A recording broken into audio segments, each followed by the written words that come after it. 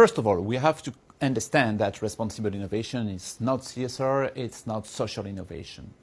Responsible innovation is how could we integrate responsibility inside the different and classic innovation process. So we have to understand each time, each phases of innovation process, how could we understand different phases, different criteria of responsibility. Responsibility comes from, for instance, the Brundtland report in 1987, but at the same time, we probably need to add three more questions. The three more questions are, first of all, are we supposed to answer the needs of the consumers? Of course, we need some dematerialization of music, but at the same time, in 10 years, we have 20 generations of iPod. Does it make sense to have it? The second question, it's about the indirect impact of innovation. For instance, the indirect impact of innovation, it's about the nanotechnology. If you use any nanotechnology in what sectors, what are the consequences in other sectors? If I'm going to use any Japanese socks with nanomaterial in, when you wash the socks, the nanomaterials will go in the water. And then what happened with this water? The last main question, it's about the direct impact of innovation. It could be when you have your smartphone, your BlackBerry or iPhone, and you use it close to your brain or close to your heart. What happened? So these three main important questions is just additional questions to the global process and also an additional question to the Brundtland report.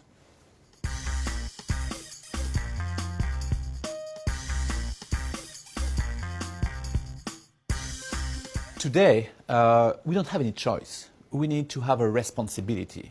It's compulsory right now. Because of the planets, because of the peoples, because of many things, we need to have so many responsibilities. So there is no choice. At the same time, are we supposed to innovate? Yes, of course. We don't have any choice. To survive, you need to innovate. So the question of responsible innovation is how could we improve the performance thanks to the responsibility? For instance, if you look about the Dow Jones Global Index in the stock exchange versus the Dow Jones Sustainable Index, for instance, the companies who are present in the Global Sustainable Index are more performant than others. And for instance, the transformation of McDonald's, thanks to the responsibility, is quite important in their performance. Also the case with Starbucks, also the case with Ben & Jerry ice cream companies.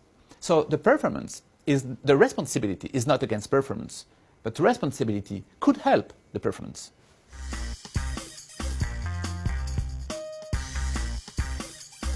The Karim network, it's quite important to build a network and a common language around the responsible innovation. How could we find a good definition of responsible innovation together in Europe?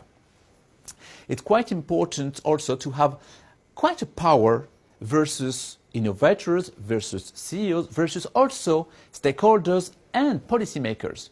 We need to have a point of view, we need a voice together to explain what is responsible innovations, what are the issues for the next generations.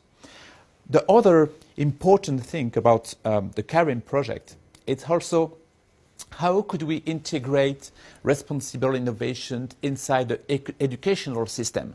How could we teach responsible innovation? How could we do any research in responsible innovation?